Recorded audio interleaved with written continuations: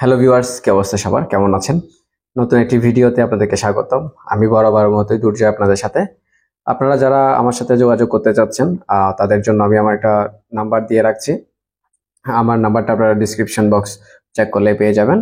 আজকে মূলত আমরা বেলারুশ নিয়ে কথা বলবো। আমি আগে একটি ভিডিওতে বেলারুশ সম্পর্কে বলেছি আপনাদেরকে, আপনারা বেলারুশে কিভাবে যাবেন, বেলারুশ যেতে কত সময় লাগে, বেলারুশ যেতে মূলত আসলে কি প্রসেসিং গুলো কিভাবে হয়, আমি এই ভিডিওতে আরেকটু আপনাদেরকে বোঝানোর চেষ্টা করব, যেহেতু আপনারা আমাকে কমেন্ট করছেন বিভিন্ন জন যে বেলারুশ নিয়ে আরেকটু যেন আমি ডিটেলস আপনাদের সাথে কথা বলি।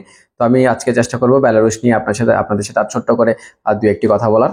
আপনারা জানেন বেলারুশ একটি নন সেনজেন কান্ট্রি। বেলারুশের পাশে লিথুনিয়া, রাশিয়া, ইউক্রেন এবং পোল্যান্ড, এই যে কয়েকটি বর্ডার আছে, এই বর্ডারগুলো কিন্তু খুবই হার্ড একটি বর্ডার। আপনারা চাইলে ঠুসঠাস করে আসলে বর্ডারগুলো ক্রস করাটা এত ইজি না। সো আমি একটু আমার মতো করে বলছি, যেহেতু আমি চাই আপনারা খুব ফ্রেন্ডলি আসলে কথাগুলো জানেন এবং আপনারা নিজেরাই ডিসিশন নিতে পারেন যে কি করা উচিত আপনার। তো যেহেতু ইউক্রেনে সমস্যাটার জন্য প্রায় অনেক মানুষ কিন্তু ইউরোপের চারদিকে ছড়িয়ে আছে। রাশিয়াতে অনেকগুলো মানুষ কিন্তু আপনারা ইউক্রেন রাশিয়া সমস্যার জন্য কিন্তু অনেকগুলো মানুষ কিন্তু আসলে গোলযোগ হয়ে আছে। সো ইউক্রেন এবং রাশিয়ার এই প্রবলেমটার জন্য কিন্তু আপনার বেলারুশের প্রবলেম পড়েছে বলতে গেলে। আপনার বাংলাদেশ থেকে যারা যাচ্ছে বা বিভিন্ন কান্ট্রি থেকে যারা যাচ্ছে বর্ডার ক্রস করতে গিয়ে একটা কিন্তু সময় কিন্তু তারা কিন্তু ওইখানে স্টে করতে হচ্ছে। এরপর নানান আসলে ঝামেলার জন্য আসলে বর্ডার ক্রস করা যাচ্ছে বা যাচ্ছে না, খেয়ে না খেয়ে আসলে অনেক সময় আসলে যেটা আপনারা জানেন একটা বর্ডার ক্রস করা কিন্তু এতটা সহজ না। আরো কঠিন হচ্ছে বেলারুশের বর্ডারটা। আমি আপনাদেরকে আসলে ডিমোটিভেট করার জন্য কথাগুলো বলছি না, আমি জাস্ট আমার এক্সপেরিয়েন্স থেকে কথাগুলো বলছি বা জেনে আপনাদের সাথে কথাগুলো শেয়ার করা। তা আপনারা যারা বেলারুশ যেতে চাচ্ছেন, ওয়েলকাম, আপনারা অবশ্যই বেলারুশ যেতে পারেন। যদি আপনার কোম্পানি ভালো থাকে, যদি আপনি কাজটা ম্যানেজ করতে পারেন বাংলাদেশ থেকে, যদি কোনো একটা ভালো এজেন্সির মাধ্যমে যদি আপনার সবকিছু প্রসেসিং করতে পারেন, তাহলে আপনি বেলারুশ যেতে পারেন। বেলারুশে আপনার কনস্ট্রাকশন, আইসিটি, আপনার স্কিল ওয়ার্ক, আপনার নন স্কিল ওয়ার্ক, বিভিন্ন ক্ষেত্রে কিন্তু আপনার কাজের ক্ষেত্রে পরিধি আছে এবং চাইলে আপনার বেলারুশের কাজ ম্যানেজ করতে পারবেন। এবং বাংলাদেশ থেকে কিন্তু বেলারুশে আপনার বর্তমানে 2-3 মাসের মধ্যে কিন্তু ই ভিসা হচ্ছে, স্টাম্পিং ভিসা হচ্ছে, সময়টা কম লাগছে বেলারুশে।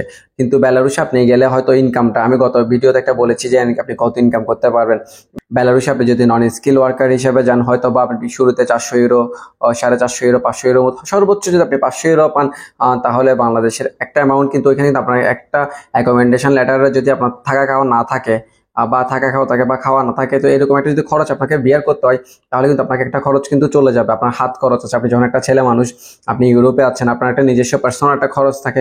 সব খরচ বাদ দিয়ে আসলে আপনি 20, 25, 30 হাজার টাকার আমি একটা কথা বলেছি। আমি ধরলাম যে আপনি 20, 25, 30 হাজার টাকা আপনি দেশে পাঠাতে পারবেন। এখন আপনি যাওয়ার সময় আপনার এজেন্সিকে 10 লাখ টাকা বা 8 লাখ টাকা খরচ করে আপনি বেলারুশে গেলেন। যাওয়ার পরে আপনি 20 থেকে 25 হাজার, 30 হাজার টাকা আপনি দেশে পাঠাতে পারছেন। এটা কতটুকু যৌক্তিক আসলে আপনারা নিজেরাই ভেবে দেখবেন আমার কথাগুলো। কারণ আমি আসলে আপনাদেরকে জাস্ট বোঝানোর চেষ্টা করছি, আপনার যদি নিতান্তই ইউরোপের যাওয়াটা ইম্পর্টেন্ট বা আপনি চিন্তা করছেন আপনি ইউরোপে গিয়ে আপনি সেন্ট্রাল ইউরোপে সেটেল হবেন, যে কোনো ওয়েতে আপনি ধৈর্যটা ধরতে পারবেন, তাহলে ওয়েলকাম, আপনি যেতে পারবেন। আপনার জন্য বেলারুশ বর্তমানে খুবই ভালো একটা দেশ হতে পারে।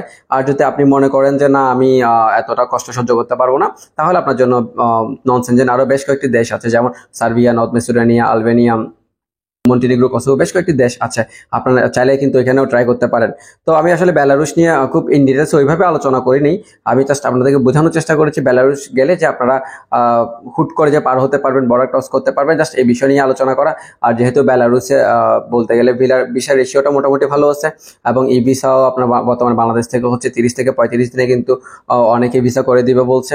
তো আপনারা অবশ্যই যে মাধ্যমে দিয়ে যান না কেন, আপনারা চেষ্টা করবেন, বলবেন যেন একটা ভালো ওয়ার্ক যেন আপনি নিয়ে যেতে পারেন।